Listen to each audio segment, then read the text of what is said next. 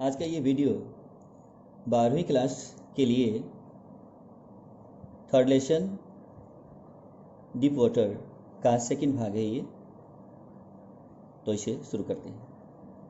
I used every way I knew to overcome this fear. इस डर पर काबू पाने के लिए जिस भी तरीके को मैं जानता था मैंने प्रयोग किया। But it held me firmly in its grip. लेकिन इसने मुझे अपने पकड़ में पूरी तरह से जकड़ रखा था, दृढ़तापूर्वक जकड़ रखा था। फाइनली अंत में 1 अक्टूबर के महीने में I decided to get an instructor. मैंने एक प्रशिक्षक को लेने का निश्चय किया। एंड लर्न टू स्विम, और तैरना सीखने का निश्चय किया। I went to a pool, मैं एक तालाब पर गया। And practised 5 days a week, सप्ताह में 5 दिन तक अभ्यास किया। एन आवर ईच डे, प्रतिदिन 1 घंटा ऐसा मैं करता था। The instructor put A belt around me, प्रशिक्षक ने मेरे चारों तरफ एक बेल्ट लगा दिया। ए रॉप अटैच टू द बेल्ट, एक रस्से को बेल्ट से जोड़ दिया। अटैच टू का अर्थ है जोड़ देना। बेल्ट से एक रस्से को जोड़ दिया वेंट थ्रू ए पुली, और उस रस्से को फिर एक चरखी में से गुजरने दिया या एक घिरनी में से गुजरने दिया। पुली का अर्थ है घिरनी या चरखी में से उसको गुजरने दिया। That ran on an overhead cable, जो सिर के ऊपर लगे तार में चलता था। He held on to the end of the rope, वह रस्से के एक किनारे को थामे रखता, एंड पकड़े रखता या थामे रखता। And we went back and forth, और हम आगे पीछे जाते। Back and forth across the pool, तालाब के उस पार आते जाते। आवर आफ्टर आवर, घंटे दर घंटे। डे आफ्टर डे, दिन प्रतिदिन, दिनों दिन। वीक आफ्टर वीक, सप्ताह दर सप्ताह।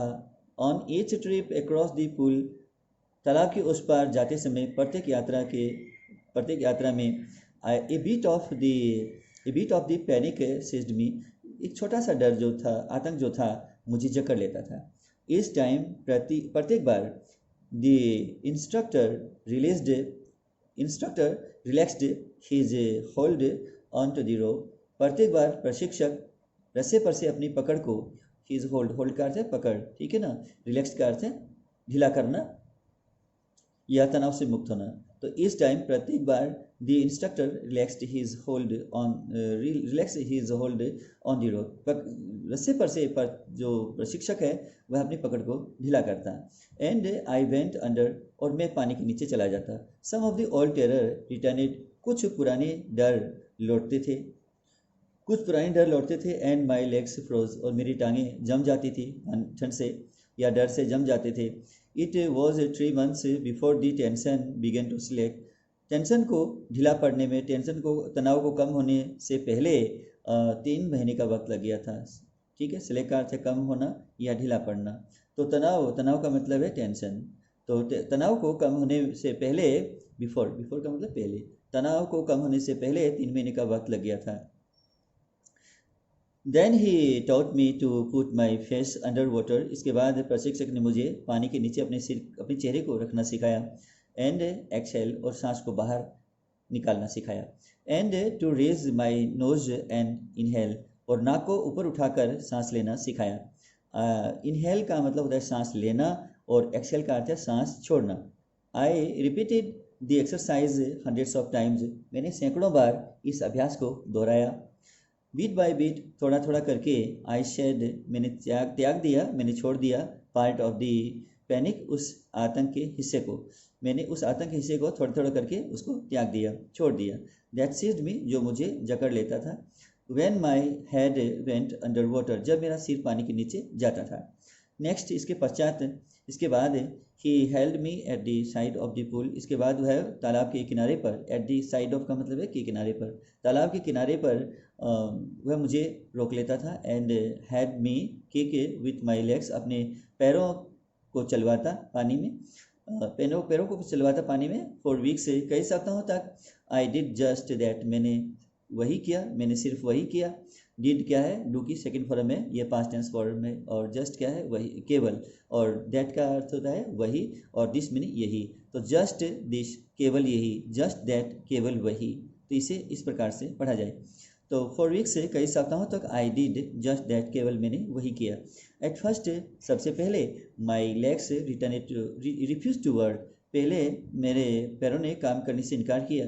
बट दे ग्रेजुअली रिलैक्सड, लेकिन वे धीरे धीरे तनाव से मुक्त हो गए। ग्रेजुअली का अर्थ है धीरे धीरे, धीरे धीरे तनाव से मुक्त हो गए। एंड फाइनली, और अंत में, आई कुड कमांड देम, मैं उन पर अपना नियंत्रण कर पाया। 10 इस प्रकार से piece by piece he built a swimmer, एक एक करके उसने एक तैराक बना दिया मुझे।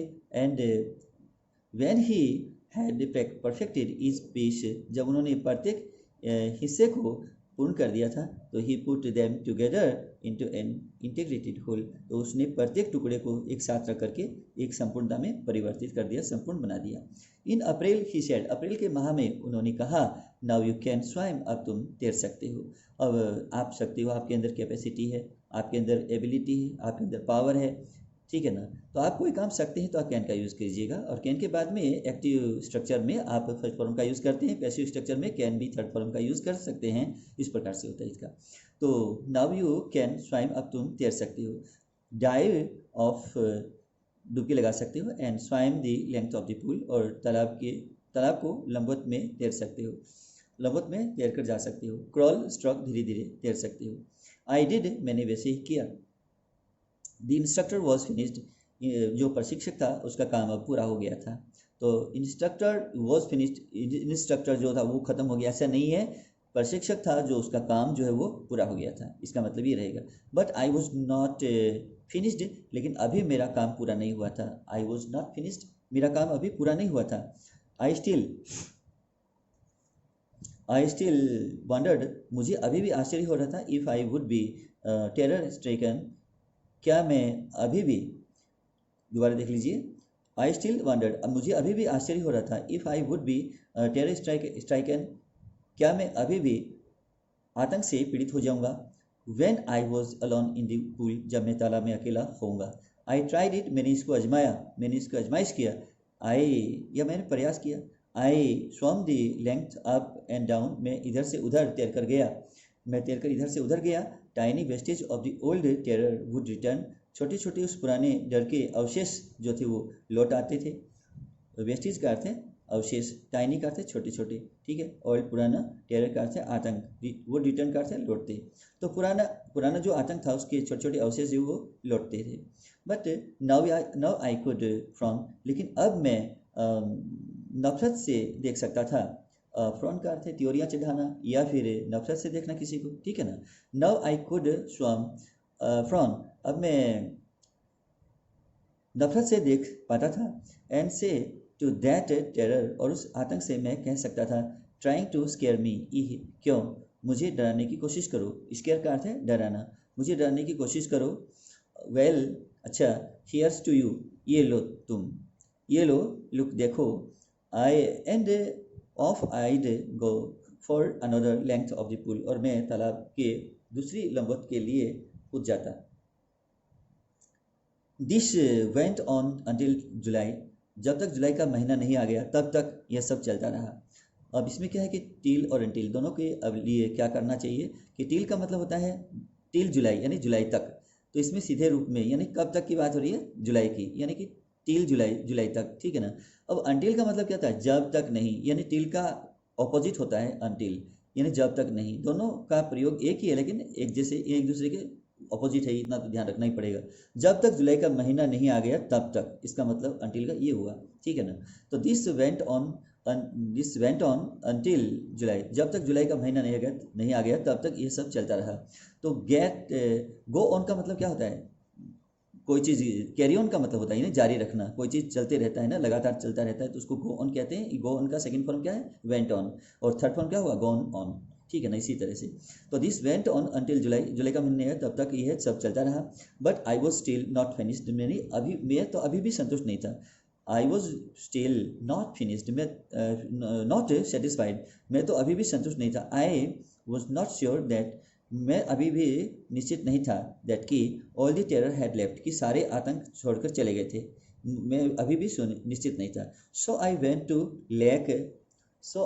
To Lake Wentworth, in New Hampshire, इसलिए मैं न्यू हैम्पशियर में वेंटवर्थ झील पर गया।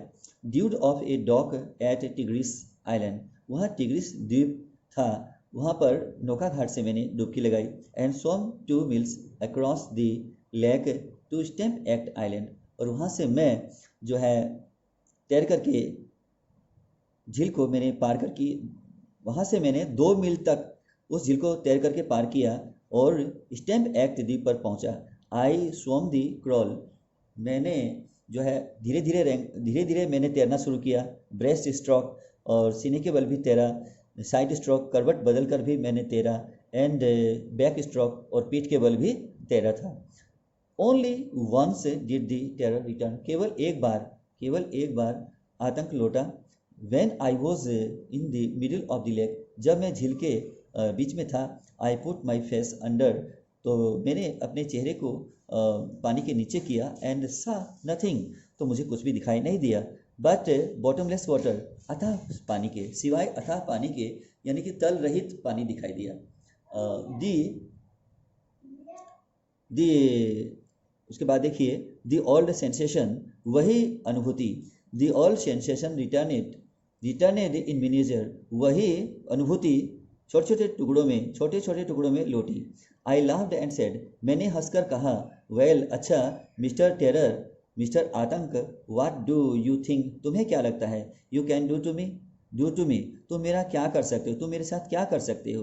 इट फ्लैड, तो वह आतंक जो था वो चला गया। एंड आई स्वम ऑन, और मैं तैरता रहा। Yet I had residual doubts, फिर भी मेरे मन में बचे कुछ अभी भी संदेह थे।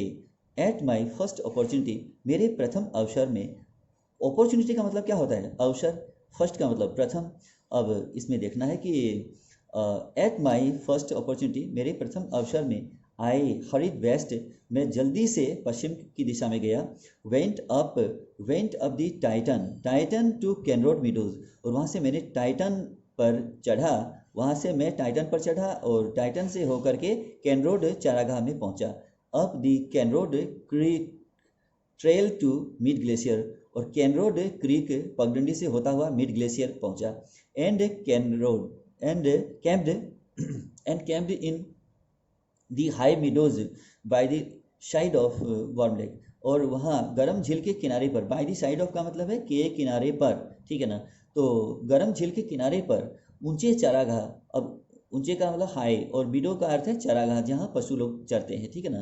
तो गर्म झील के किनारे पर ऊंचे चारागाह में मैंने अपना शिविर लगाया। कैंप का अर्थ है शिविर लगाना, तंबू गाड़ना, या तंबू लगाना। उसके बाद देखिए, द नेक्स्ट मॉर्निंग, अगली सुबह, आई स्ट्रिप्ड, मैंने अपने कपड़े उतारे। ड्यूड इनटू द लेक, और झील में मैंने डुबकी लगाई। ड्यूड इनटू, जब अब इनटू का प्रयोग क्यों किया गया है इसमें? अब जैसे मान लीजिए बाहर से कोई चीज़ अंदर जाती है, अचानक, तो हम उसमें क्या है कि इनटू का यूज़ करते हैं, और उसके बाद में जो है इनटू का यूज़ करते हैं। तो देखिए अब इसमें क्या लिखा है? ड्यूड इनटू द लेक, और झील में मैंने गोता लगाया। And swam across to the other shore, और तैर करके दूसरे किनारे पर गया। शोर का मतलब किनारा या तट, ठीक है ना? दूसरे किनारे की तरफ गया। एंड बैक, वापस भी आया।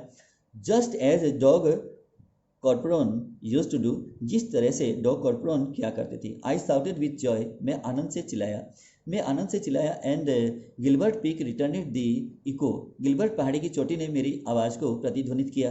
आई had conquered my fear of water, मैंने पानी के डर पर अपना विजय प्राप्त कर लिया था। द एक्सपीरियंस, यह अनुभव, the experience had a deep meaning for me, यह अनुभव मेरे लिए एक गहरा अर्थ रखता था। एज ओनली दोज, केवल वही लोग, हु हैव नॉन, जिन्होंने जाना है स्टार टेरर, कठोर आतंक को, केवल वही लोग जिन्होंने इस कठोर आतंक को जाना है। एंड कॉन्कर्ड इट, इस पर विजय पाया है। कैन एप्रिशिएट, वही इसे समझ सकते हैं। In death there is peace, मृत्यु में शांति होती है। इन डेथ, मृत्यु में, देयर इज पीस, शांति होती है। शांति है नहीं, शांति होती है, क्योंकि इज MR ये क्या है, वॉज वर ये क्या है, बी फोल्डर के अंदर ये हेल्पिंग वर्ब पे ध्यान रखना है। तो इन डेथ, मृत्यु में, देयर इज पीस, शांति होती है, ठीक है ना। मृत्यु में शांति होती है। There is terror only in the fear of death, केवल मृत्यु के डर में ही आतंक होता है, मृत्यु के डर में ही आतंक होता है। As Roosevelt knew when he said, जैसा कि रूजवेल्ट जानते थे, उन्होंने कहा भी था, all we have to fear, जिस चीज़ से हम डरते हैं, जिस चीज़ से हमें डरना पड़ता है, इज फियर इटसेल्फ, वह अपने आप में एक डर है, हम डर से ही डरते हैं। बिकॉज, क्योंकि I had experienced both the sensation of dying and the terror, क्योंकि मैंने मरने के और उस आतंक के अनुभूति, दोनों अनुभूतियों का अनुभव किया था। आई हैड एक्सपीरियंस, मैंने अनुभव किया था, बोथ दी सेंसेशन, दोनों ही अनुभूतियों का, मैंने दोनों अनुभूतियों का अनुभव किया था, ऑफ डाइंग, मरने का, एंड दी टेरर, और उस आतंक का, दैट की fear of it can produce, जिससे डर पेश कर सकता था, जिसे डर पेश कर सकता है, उस आतंक को और मृत्यु को, दोनों की अनुभूति का अनुभव मैंने किया था। दी विल टू लिव, जीने की चाह, समहाउ, किसी तरह से, किसी प्रकार से जीने की चाह, the will to live somehow grew in intensity, किसी प्रकार से जीने की चाह मेरे अंदर तीव्र हो गई, ग्रू इन इंटेंसिटी, तीव्र हो गई, किसी प्रकार से जीने की चाह तीव्र हो गई। एट लास्ट अंत में, आई फेल्ट रिलीज्ड, मैंने तनाव से मुक्त महसूस किया अपने आप को। Free to walk the trails, पगडंडियों पर पैदल चलने के लिए मैं स्वतंत्र था। एंड क्लाइम दी पीक्स, पहाड़ी की चोटियों पर चढ़ने के लिए भी मैं स्वतंत्र था। And to brush aside fear, और डर को दूर करने के लिए भी मैं स्वतंत्र था, टालने के लिए भी मैं स्वतंत्र था। ब्रूस एसाइड, टालना या दूर करना के लिए भी मैं स्वतंत्र था। तो ये लेसन बस इतना ही था। अब इस लेसन को पूरी तरह से सुनने के बाद में बार बार इसे सुनिएगा और लाभ उठाइएगा, इसके हार्ड वर्ड याद कीजिएगा और उन्हें पूरी तरह से तैयारी करें, और हिंदी इंग्लिश जोड़ करके आप पढ़ें, और उसके बाद में आपको ये लेसन कैसे लगा आप बताइएगा, और मेरी इस वीडियो को अधिक से अधिक लोगों तक शेयर कीजिएगा, लाइक कीजिएगा, और मेरे इस चैनल को सब्सक्राइब कीजिएगा और लाभ उठाइएगा। Thank you for listening to this lesson and the video.